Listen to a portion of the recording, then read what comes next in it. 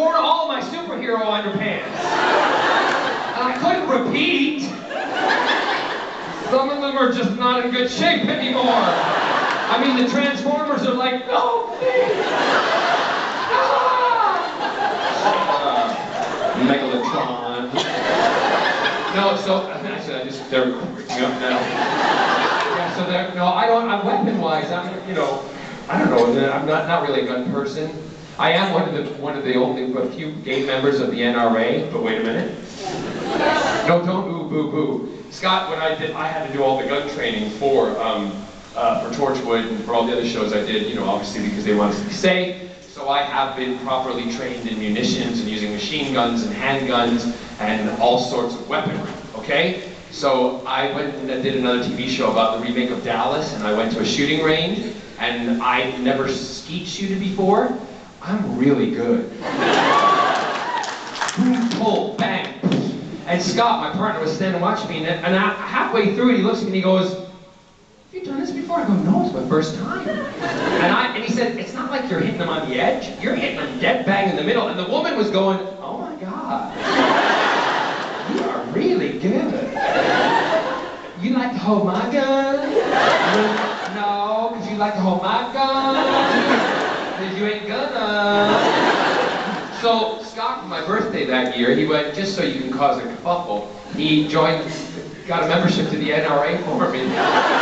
So I can walk in and go, "Hey y'all!"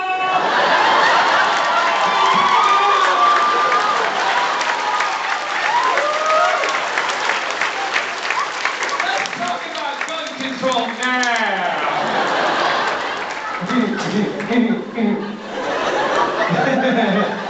And then I run.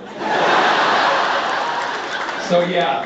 Those are the kind of things that I think that we all should do. That's what we all should do. If we want, I'm, you know, here I always like to have a little message with all the little silliness that I do. But all, you know, I'm not for taking anybody's right away from the Constitution, okay? But that was written an awful long time ago, okay? And I, as a citizen of this great United States, you have a right. I'm saying you, not. I don't know who in here, but if there are, you have a right to have your weapon.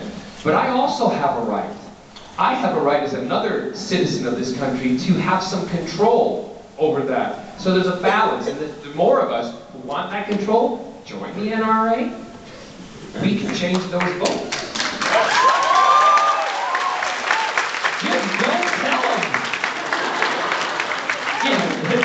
How can you tell the non-kind of committed member of the NRA?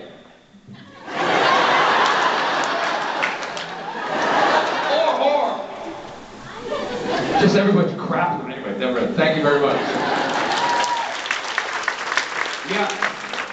Hi. I've been a big fan of yours since I was a little girl listening to your CDs. Thank you. I was wondering, do you have a favorite song you like to sing or a favorite show you've been in? No, I don't answer those. The questions about favorites, I don't answer because again, if I do that, someone then that will be it, and it'll be online, and it's done for the rest of my life. So I don't answer those questions for the sole reason that. Everything I do at that moment, and I enjoy it. The reason I choose songs are because I like all of them. I don't make those kind of decisions just because, you know, as I know some people do, oh, let's do that because it'll make some money. I don't do that. I have to have some heart and soul behind it. And, you know, sometimes it doesn't work, but I then can always look at it and go, you know what, I'm still proud of it because I made that choice, and I'm the only one who has to accept that responsibility. So everything I do, I love. Otherwise, I wouldn't do it. You know, there's only one job I've ever done that I really can tell you that I did enjoy, but I won't tell you what it is. It was, and it made me ill. Everything. It was just not very good, and I accepted that for the money. And it was the most awful experience I've ever had in my life. So that was a lesson I learned very early on that I learned it. So, but I love what I do. Thank you. What's your favorite song of mine? No, I like anything you do from Company. See? I love Company. Okay, thank you. Hey John, before we continue, I just have to tell everybody, and don't hate the messenger, please, but we are almost our time. I know it's 11:40. I know. Yeah, but I'm going to keep going until towards the hour because You wanna? All yeah, right, let's do it. I know you love your club, but that wastes time with That wastes time, yeah. So don't clap, but I'm giving up my lunch break to do more signings, so it'll be fun. Okay, I'll try to be very fast. First off, as a straight man, I'd like to say yes, you are a very pretty man. Thank you. And we like to watch The Nerdist, and we saw that you were supposed to do a magic trick that didn't go quite so well. So I brought some bananas. I wonder if you could do the trick now I for can't. us? I would. Give me the bananas anyway, because and they're the right size.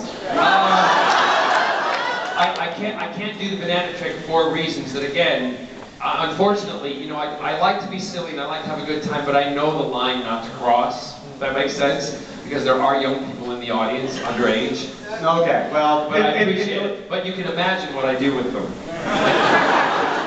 Thank you. Especially that one.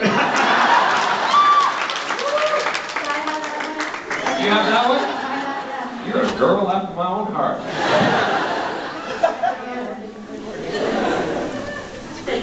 Yeah, I bet it is. And so are these three. Actually, I guess I only need 2 more and then I'd be all set. Oh! Oh!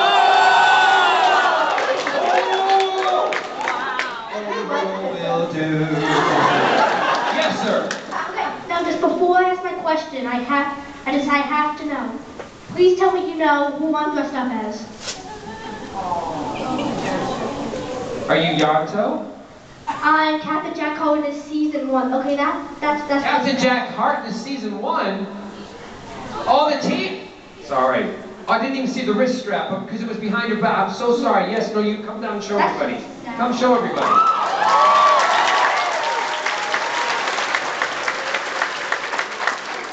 Come up here. Come on. Come on. Come around.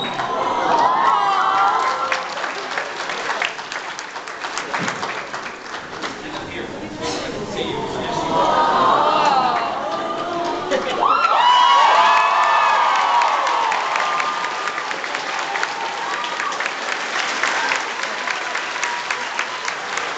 What was your question? Have you ever watched an episode of Doctor Who and been like, dang, I really wish I was in that.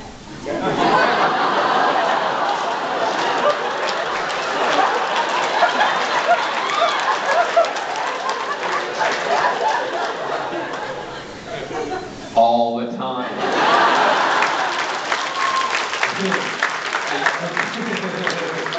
And you? All the time. And you know what? You know what's really interesting? How old are you? 12. 12. When I was about 8, 9 years old, and even younger, I used to obviously watch Doctor Who long before you were even a thought in your parents' brains. And there was the first episode that I ever remember was with the Autons, and it was in the late 60s, early 70s, and you know the Autons are the shop, they're the mannequins that come alive, right? And I wouldn't walk past any of the shop windows in Glasgow. My mother had to put me in her coat to hide me.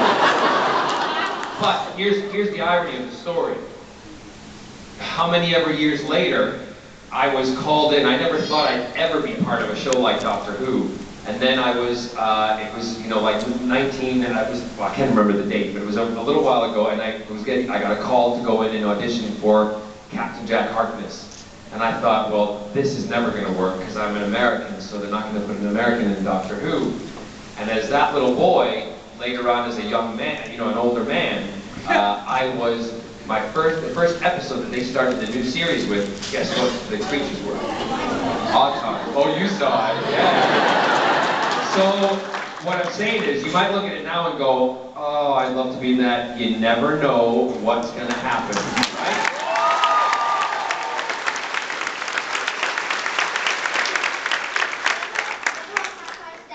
All I can think is creeping angels. Yeah, they are freaky. Thank you, bud. What was your name? Jonah. Nice to meet you, Jonah.